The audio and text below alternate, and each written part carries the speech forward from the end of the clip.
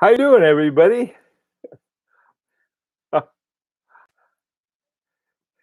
Hey, Geezer and Velvia Man and Abdul and Joseph. How you guys all doing this afternoon?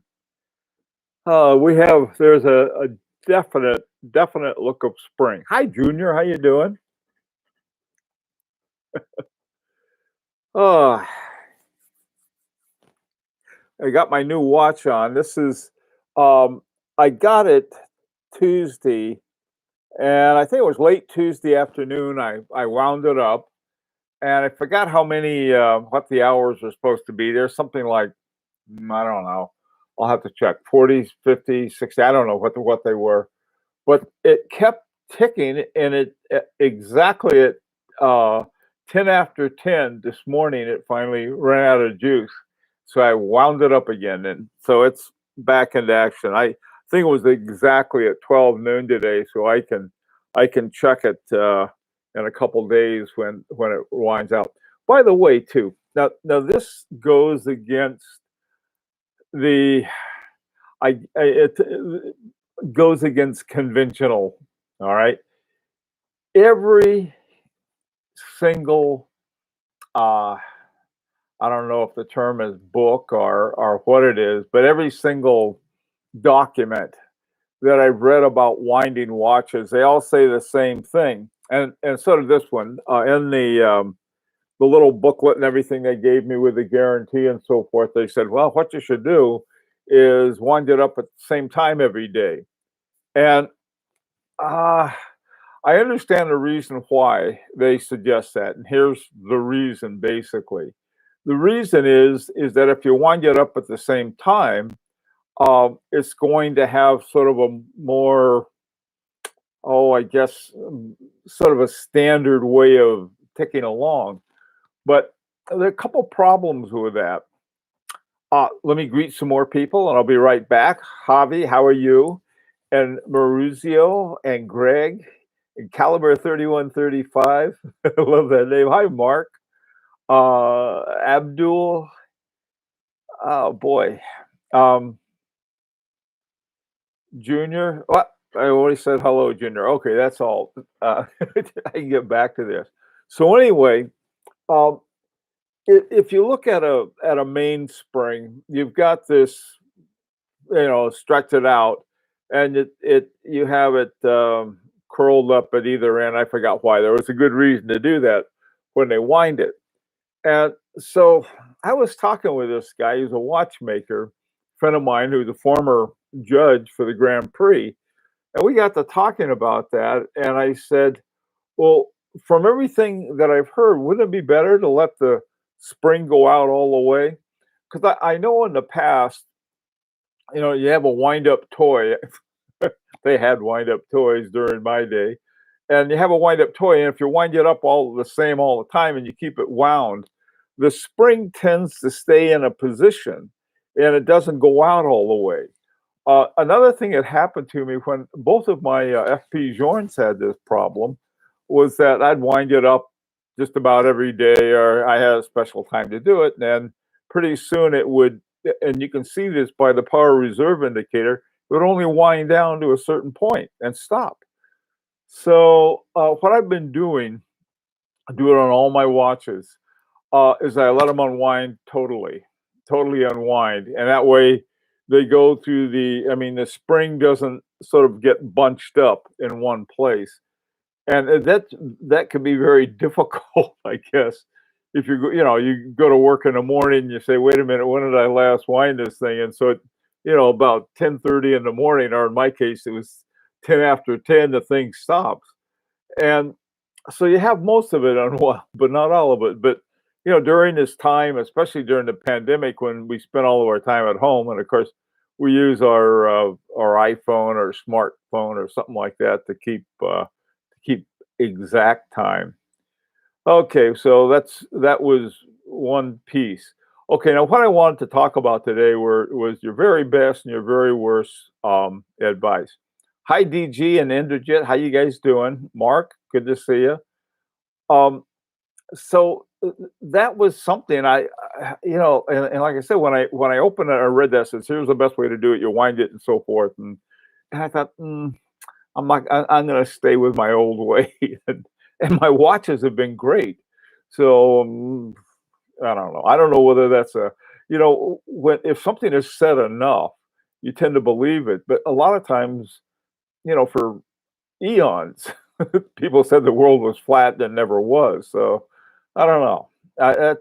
Sort of one of those kinds of things that I wouldn't insist on, but I think it's a good idea. Now, let me tell you what I think was the best tip I got, and let's see what the best tip that you guys have, and also what the worst one is or was.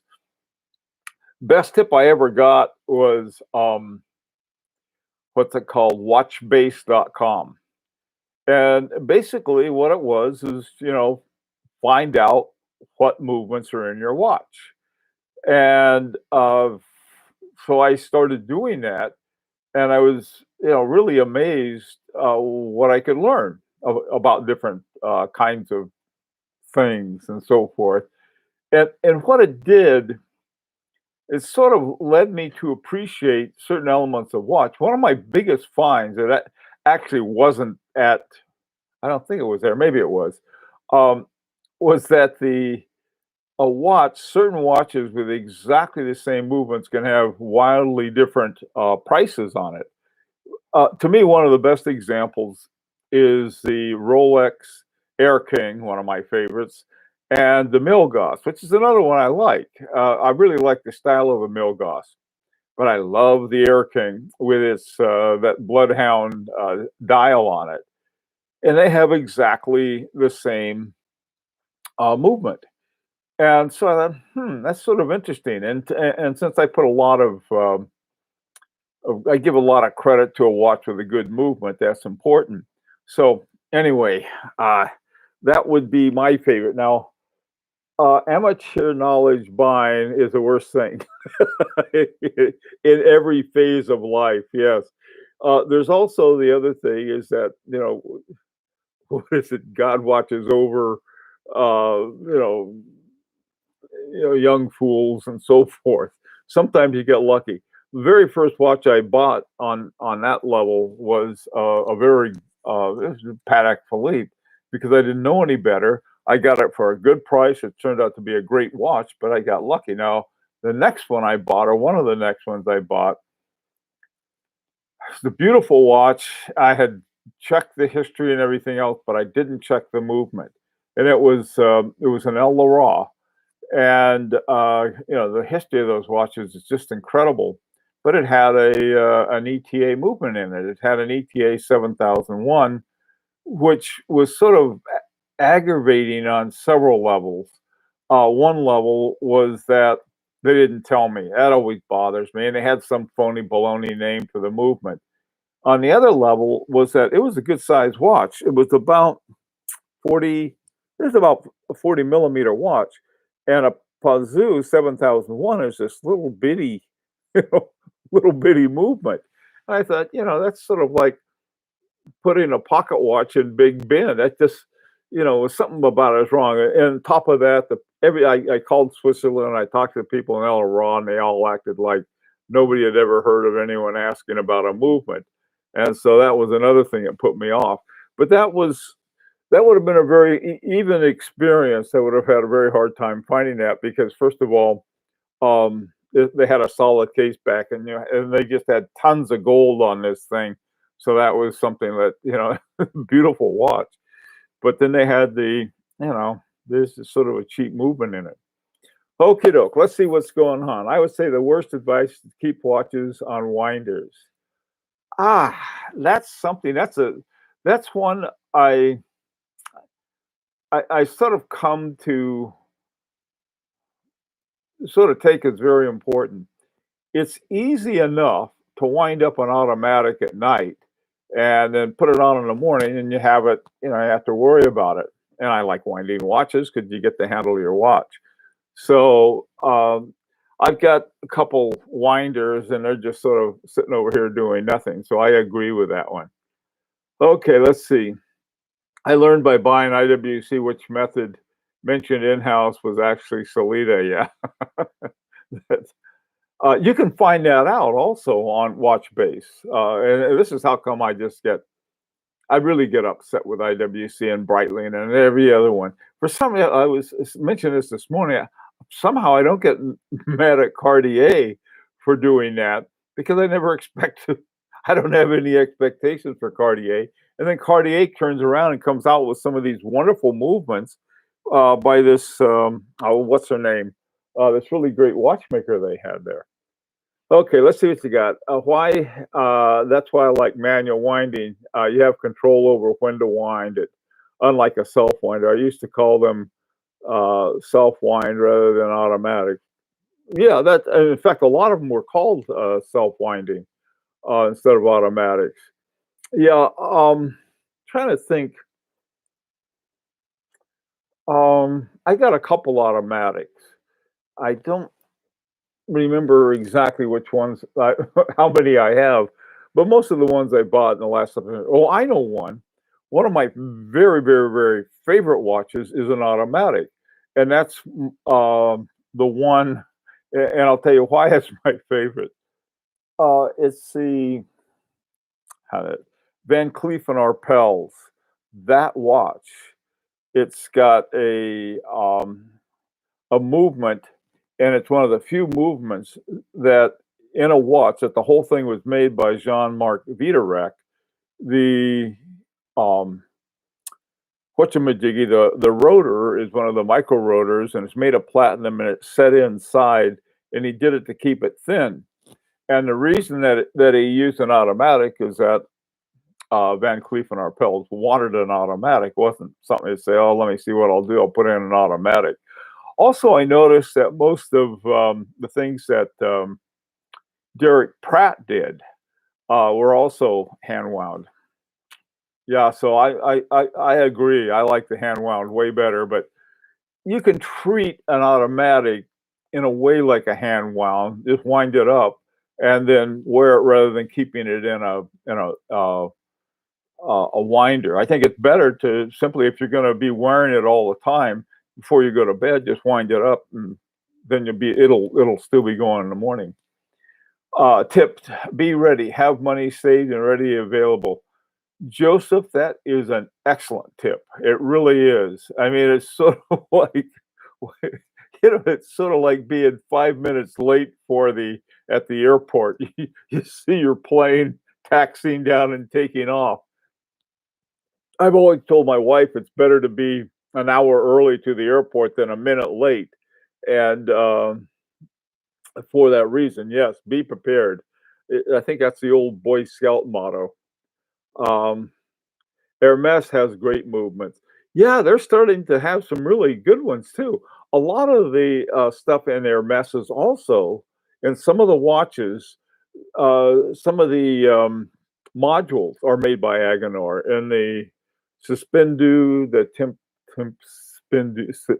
Suspendu, that's by Agenor, and there are a couple other ones too in that, but they've got some seriously good ones. Now, this is another thing too, and I think it's hard for all of us to overcome, and that is what I'll call fashion house prejudice, and because they're associated with fashion watches. You know, some outfit can start slapping together, some steel movements and make them look pretty. Put in a cheap movement into them. I mean, a case, and then put them a cheap movement, and then pretty face. It's sort of like putting lipstick on a pig and selling it as something. And so I think we associate cheap watches with certain names on them with anything that is by a fashion house like Chanel, which has some fabulous watches, like Hermes, and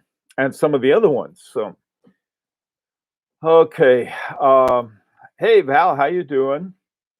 Rohit, hi. Okay, Mark. Okay, a winder might be useful if you have a kinetic quartz watch because the capacitor holds a 6 month power supply and takes a long time to wind up. Earlier models couldn't be wound with a crown. Yeah, there are exceptions. This is something else too. I think we live in a world of exceptions when we're dealing with this. I did mention I'm not crazy about automatics, but I one of my favorite watches is an automatic, and that's the like I said, the Van Cleef& and Arpels. But most of my watches are wind up, and I enjoy winding them up. Another thing too, I think is that I like a lot is the exhibition window, so you can see the movement. And I like, things like Marco Lang's Trigonal Bridge, where you can see a lot of it, and then that Georg, the way the whole movement is just laid out is like a course in horology. Fantastic.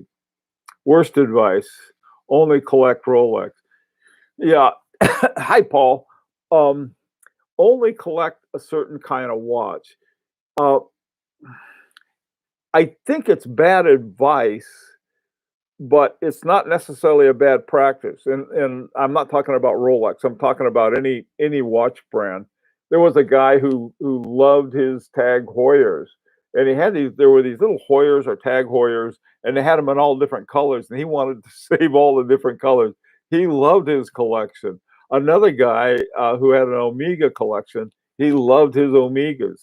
But I would never say to anyone, only buy an Omega or only buy a Heuer or only buy any kind of brand. To me, that's just sort of nutty. Even if, I think you can get in more trouble with a lot of money because you can afford, like, every time Patek Philippe comes out with a new model, you're so, oh boy, I'm going to buy that because it's Patek Philippe. I think that's a big mistake too. Hey, Phil, how you doing? Um, Never buy a watch with its monetary value in mind. Yeah, this can be very difficult, but I think it's extremely true. Probably the best example of that is if you buy a like a $5,000 or $6,000 Harboring two, you can be getting a lot better watch than watches in their tens, even $20,000 range. So yeah, I mean, I think it's important to separate the two, and I've always gotten my best bargains with that. Some of them are starting to dry up. You used to be able to go to places like Shopworn and get an H. Moser or a Parmigiani. You don't get too many of those anymore, um, and it's you don't get I don't get many of these either. I was very happy to run into a watch that I couldn't afford otherwise. Okay, let's see. Never buy a watch with money. The hi Valentine. Um, okay, let's see. Hi, Bill. Thoughts on Moulet Glasuda? I like that. I like them. I did a video on them at one time, and they have what's it called? The woodpecker regulator. I just love that. I mean, I think they're the Moulet are inexpensive. I think they basically have. They used to have ETAs in them. I don't know what they have in them now, but I sort of like them. There's something about them, and the fact that they have this woodpecker regulator, I think that's just so cool, and they're very affordable. Uh, Best advice is not to clap too hard while wearing your watch. Now, Indrajit, I sort of agree with that. Okay, let me tell you why. A guy who I know and respect, he was telling me the same thing, and then I read this thing and here are a whole bunch of myths. And a good watch, you it shouldn't hurt. I mean, you go like that. But you know what? I still somewhere in my head, I'm thinking of this. My watch just getting banged up. Especially with a new watch. You can bam, bam, bam, and you're thinking of everything inside just getting jarred to. So that's sort of one. I think it's got one foot in the old wives' tales, and then the other one, I think it's got something to it. Okay, what else is going on? Yeah, all right. Don't be afraid to rebuy a watch. Huh. Now that's interesting. Um, I realized how much I missed my Tissot heritage with Unitas movement and bought it again. Did you buy the same watch, Val, or did you buy a different one? I love that. That watch is also one I really like, and it's very affordable. Um, Yes, the exhibition window and back may be the only newer feature that we actually want in traditional watchmaking. Seeing mechanical movements is part of the joy. You know something, for, but that's a good part. I never, for some reason, I always thought that the I never even thought of the exhibition window in the back as not part of traditional watchmaking. But you're right, it is. I mean, that's if you look at the old watches, they didn't have that. Of course, I don't think they had the technology then to make the sapphire windows and so forth. Oh, hi, Sean. How you doing? Good to see you. Okay, you guys have had some great ones. What are some other ones you got? Good and bad. Good advice, bad advice. One thing I've been thinking about is that and it wasn't so much bad advice, but it just sort of one of these comments that people make, and that is, oh, you get that's a rip off of somebody or other, and half the time they're wrong about it, but that's neither here nor there. What I found out on my new watch is that it has exactly the same kind of fonts as my Vacheron Constantin 10. I don't know. Let me see if you can see them. Uh, the 4 especially, which is covered with a bunch of dials and things now, but that's the same font set that my 21 has. It something a lot like people say, oh well, somebody ripped off. Well, if they ripped off anybody, it was probably Abraham Louis Breguet, because I think those are considered Breguet fonts. Correct me if I'm wrong. Clapping okay, but a jackhammer is a no-no. Oh no, man! I got to change watches for my jackhammer now. Yeah, yeah. I think I swear to God though, I when I clap, I'm not one of these people. Some people clap in such a way that it's more about them than added to the performance. If I like something, I'll give them a good clap. But that's I still, like Indrajit said, about don't clap too hard. And it's one thing I read, it told you why that was not necessarily. In fact, they were saying absolutely not true. But listen, I've broken more watches than I can shake a stick at. So I on my good watches, I wouldn't do that. The other thing too is that when I go out for a walk or something, I always put in one of my what I call my sports watches. Going for walks is a sport to me, and so I put on my Easy Diver or my Kalpa, and off I go. Never buy a watch if a dealer forces you to buy another one with it at a discount. Yeah, Indrajit, that I wouldn't. I would. I agree. And I know that goes on. People talk about being faithful to their AD like some loyal puppy. I will. I'll be good to if they're good to me back. Uh, Hey, Ronan, you got some advice for us. You'll buy watches you will regret later. Accept that because it's a journey. You know, that's that's so true. I tell you, maybe I have the disease too bad because I always I always have a watch that I like no matter what, even though I rarely wear it. But in a way, that's a point. And I like the whole idea of a journey, and I that's a great way to put it. Watch collection is a journey. I have some watches that I'm going to sell that I still like, but it just I'm getting to the point where I have too many watches, and I want to sort of clear out and sort of think about something down the road. Hi, Vic. I believe everyone should know their wrist measurement. That's a great point. You're absolutely right. They should know their wrist movement, and their wrist size. That is a good point. Um, yeah, you're right. You're very, very right, and you're right also about the fact that we get them online and we can. Hi, Romaine. How you doing? Randy, hello. What do you think of Steinhardt watches? Okay. And I've said this before, and a lot of people think I'm nuts. I like Steinhardt, and here's why. You buy a Steinhardt, you know exactly what you're getting. They give you all the information you could want. And if they're an honest watch company, if you buy one, they'll say it's an ETA, it's a Solita, and they'll even tell you which version it is. They used to use Soprod A40s, but I think Soprod couldn't give them the kind of breaks that ETA and now Solita is giving them. But that's a good point. Okay, so Randy, that's my thinking of Steinhardt. I like Steinhardt. This is see the thing about Steinhardt. Steinhardt makes a lot of these other watches look sort of silly. You get a Steinhardt. Let's say you spend $1,500 on a Steinhardt.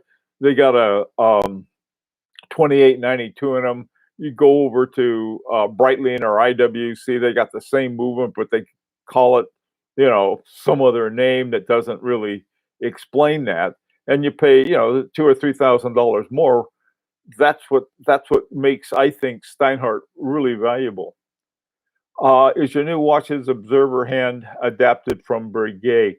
I don't know. This is the whole thing. That's a good question, Forbin. I've been trying to figure that out.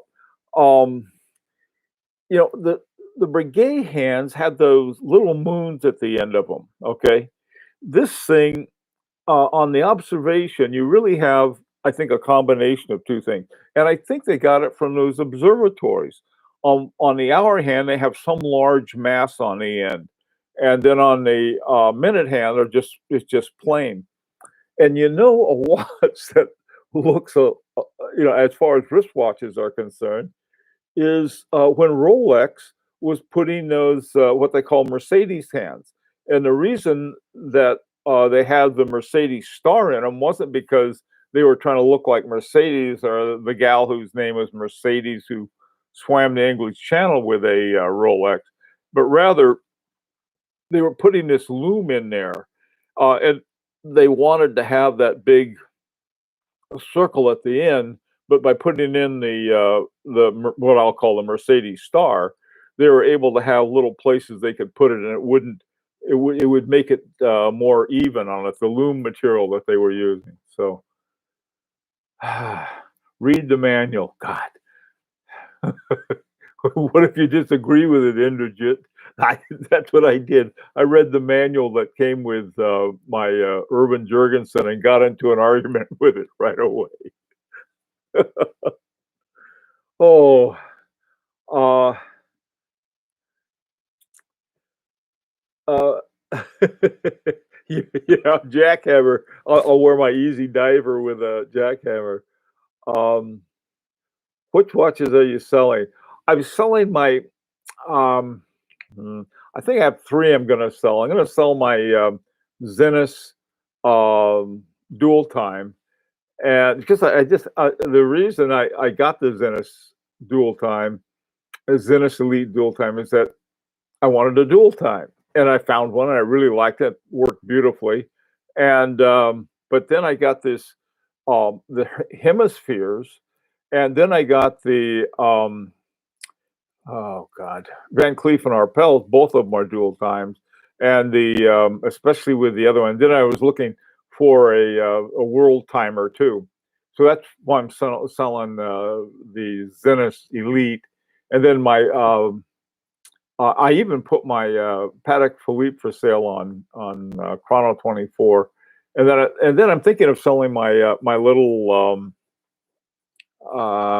19, it's called the 1974 Prestige de Paris Vacheron Constantin. Love the watch, but I just don't wear it. So this is sort of something weird. Okay, so I answered that. Okay, so let's I'm gonna have to roll back here because I think I'm missing some of you guys. Don't be afraid to try new styles and sizes if the watch gives you joy. It doesn't matter the size or shape. This is something I think, Abdul, that's important. I've got some watches that are goofy looking, perhaps not goofy looking, they're just not common looking, and I love them. Period. Same with the brands. And I think that's good advice. If you find something that you really like I got a lot of grief about Harry Winston. Harry Winston's a jewelry store. What do they know? They know a lot. They know enough to know that they don't know anything about watchmaking and hired the best people to do their watchmaking for them. Same with Van Cleef and Arpels. But the thing of it is, though, is that if if you know what you're getting and that's what you like, then yeah, go ahead. But so don't worry about some troll saying, they'll do it anyway. Um, Guys, thoughts on reversal dual face. Love the dual face. That I just like it a lot. Let's see. Hey, Paul, what's up? At least it's not squally. Well, now come on now. Let's not do that. Maybe somebody loves squallies. We don't want to hurt their feelings. Paul, this is not Archie's channel. Um, Velvia man, bad advice. Buy before the price goes up. Yes, that's a good point. A lot of times they try to stampede people into buying. By the same token, sometimes someone says, "Hey, here's a watch with the price is really, it's a good, sort of the Pershing is a good example. I've never really cared too much for the Pershing, except for one model, and I may still get that one. But overall, the Pershing was one of the few Parmigianis I wasn't crazy about. And but some of the prices are really good. Now, why would one want to buy that watch? It's got a great movement. It's got all kinds of gizmos on it that I probably wouldn't use, but a lot of people like. And it's just style that I don't care for. And so I don't think I like it. Okay. The same, but and there's some other ones you sort of end up with a style. Most of my styles, I tell you, I think would, you know, this I like plain, fairly plain watches. I mean, there's sort of a classic simplicity to the watches that I like, but other ones I like too. Some I is sort of eclectic in the taste. But I think you shouldn't be you shouldn't feel, well, this is a good deal because the price is low, and so I'm going to buy it. Nor should you sort of shy away from something you really like, even though other people don't like it. Sometimes, well, that's where you'll find the best deals. Uh, I love the hands on an LF, Laurent Ferrier. Um, Val, I have a hard time selling my last Rolex, and people keep telling me you must have a Rolex, even though I don't wear it. I know it sounds silly. No, it doesn't sound silly. It's one of the things that people say you got to have a Rolex. I've never had a Rolex, and I like Rolexes. You know, that's a sort of a funny thing. The ones I like, though, I'm told that I shouldn't like the Air King and the Yachtmaster too. The funny thing about it is that you have I think we have different subcultures among collectors, and Rolex is a big subculture, and there are other ones that FP Journe, they're very particular about who they talk to. I don't blame them. Oh, okay, let's see. Um, I've missed your stream because the timing changed. The clock went back last week. Oh, that's okay. Hey, I've had trouble hitting the punter, so I try though. I really do. Hi, Joseph. What's up? Uh, a classic coat. I had one and did not like it. I prefer watches with display case backs to admire the movement. Yeah, me too.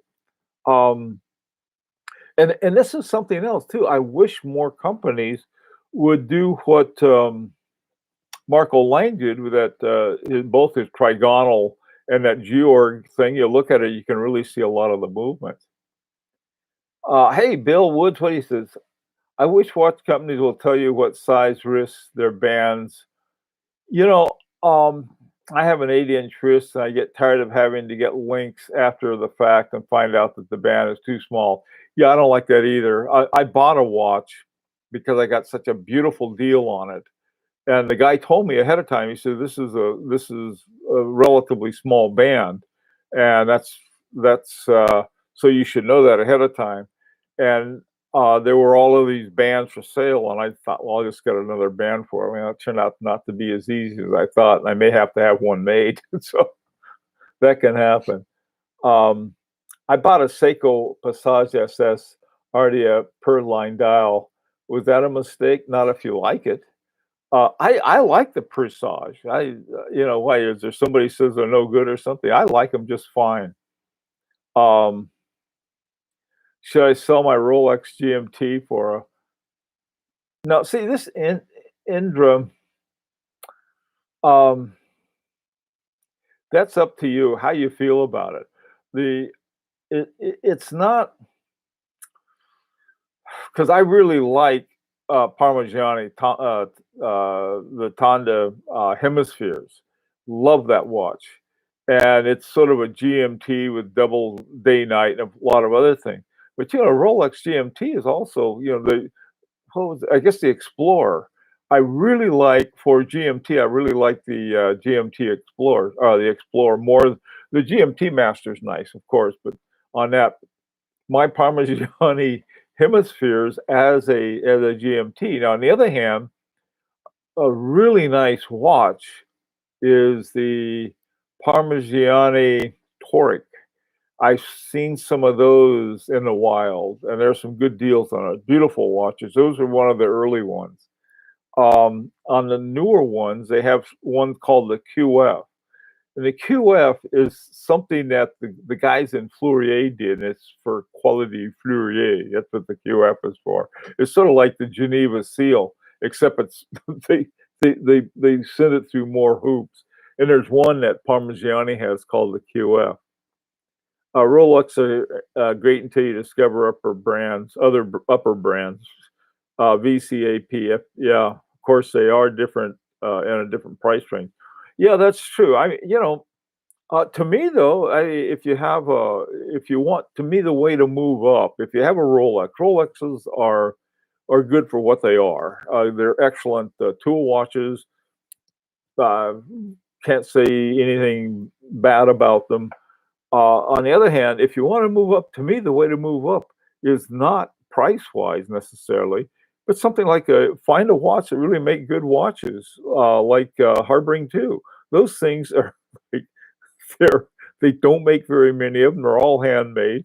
I mean, those are fantastic watches, and there is not a single person I know who's bought one who's been disappointed.